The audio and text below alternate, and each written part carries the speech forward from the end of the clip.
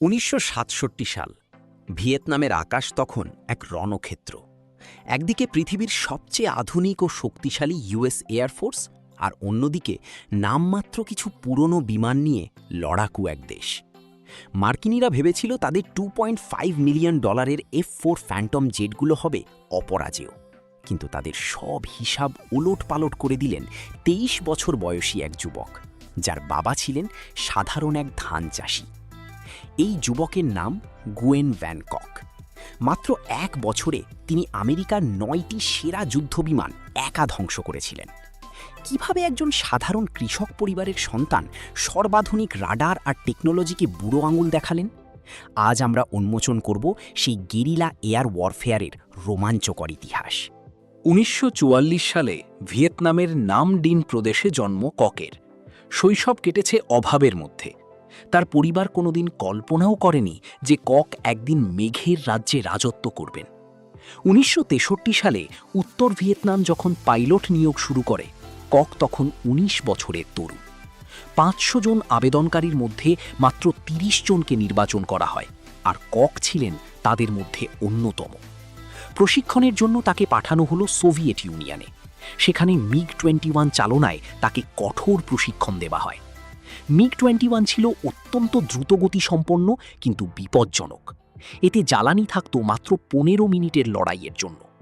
Soviet প্রশিক্ষকরা তাকে শিখিয়েছিলেন, মার্কিনীদের তেল আর রাডার দুটোই তোমার চেয়ে বেশি, তাই তোমার একমাত্র শক্তি হল সারপ্রাইজ অ্যাট্যাক বা অতর্কিত হামলা। আমেরিকার F-4 ফ্যান্টম ছিল এক দানব। এটি শব্দের চেয়ে দ্বিগুণ গতিতে উড়তে পারত এবং এতে ছিল 4টি শক্তিশালী স্প্যারো মিসাইল। কিন্তু এর একটি মারাত্মক ভুল ছিল। মার্কিন ইঞ্জিনিয়াররা ভেবেছিলেন এখন আর মেশিনগান বা কামানের প্রয়োজন নেই। বিপরীতে MiG-21 ছিল হালকা এবং অত্যন্ত চটপটে।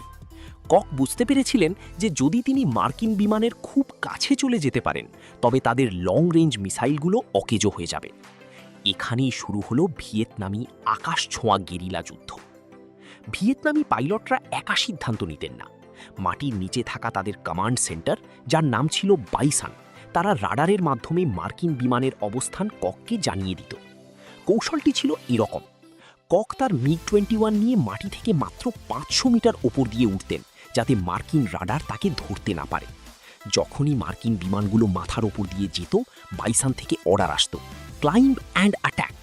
কক তখন উল্কার গতিতে উপরের দিকে উঠে আসতেন এবং মার্কিনীরা কিছু বুঝে ওঠার আগেই আঘাত হানতেন। বারবার হারের মুখে পড়ে মার্কিন কর্নেল রবিন ওল্ডস একটি মাস্টার প্ল্যান করেন। তারা তাদের F-4 ফ্যান্টমগুলোকে বোমারু বিমানের ছদ্মবেশ দিয়ে ফাঁদ পাতেন।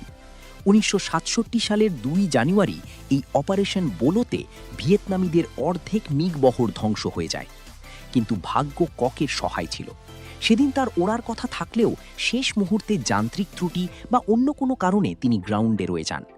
এই পরাজয় ভিয়েতনামীদের আরও সতর্ক করে তোলে। তারা সিদ্ধান্ত নেয় এবার থেকে তারা আরও বেছে বেছে এবং মোক্ষম সময়ে আক্রমণ করবে। ১৯৬৭ সালের ৩০ এপ্রিল থেকে কক তার ধ্বংসযজ্ঞ শুরু করেন।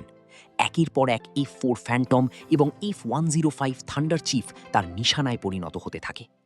মার্কিন নথিপত্রে দেখা যায় ৬৮% ক্ষেত্রে আমেরিকান পাইলটরা টেরই পাননি যে তাদের উপর আক্রমণ হচ্ছে, যতক্ষণ না তাদের বিমানে মিসাইল আঘাত হানত।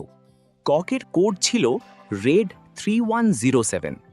মার্কিন পাইলটদের ব্রিফিং দেওয়া হতো, যদি দেখো নিচ থেকে কোনো মিগ হঠাৎ ওপরের দিকে উঠে আসছে, তবে সেটা কক হতে পারে, তাকে আগে মারো। কিন্তু কক ছিলেন ধরা ছোঁয়ার বাইরে। তিনি কখনোই ৬০ থেকে ৯০ সেকেন্ডের বেশি লড়াইয়ে থাকতেন না। আক্রমণ করেই তিনি আবার মেঘের গহীনে মিলিয়ে যেতেন।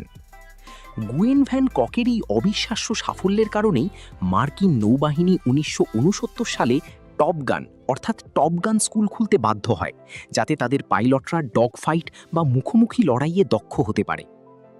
কক যুদ্ধের পর আর লড়াই করেননি, বরং তিনি পরবর্তী প্রজন্মের হাজার হাজার ভিয়েতনামি পাইলটকে তৈরি করেছেন। ২০০২ সালে তিনি চিফ ইন্সপেক্টর হিসাবে অবসর নেন। একজন সাধারণ কৃষকের ছেলে হয়ে তিনি প্রমাণ করেছেন যে প্রবল ইচ্ছা এবং বুদ্ধি থাকলে পৃথিবীর শ্রেষ্ঠ শক্তিকেও মাটিতে নামিয়ে আনা সম্ভব। গুয়েন ভ্যান কক কেবল একজন পাইলট ছিলেন না, তিনি ছিলেন ভিয়েতনামের প্রতিরোধের প্রতীক। প্রযুক্তির চেয়ে যে রণকৌশল বড় তার জীবন্ত প্রমাণ তিনি। Voice over. আপনি কি মনে করেন আধুনিক যুদ্ধে কি আজও কৌশল প্রযুক্তির চেয়ে বড়? আপনার মতামত কমেন্টে জানান। ভিডিওটি ভালো লাগলে লাইক দিন এবং আমাদের চ্যানেলের মেম্বার হতে ভুলবেন না।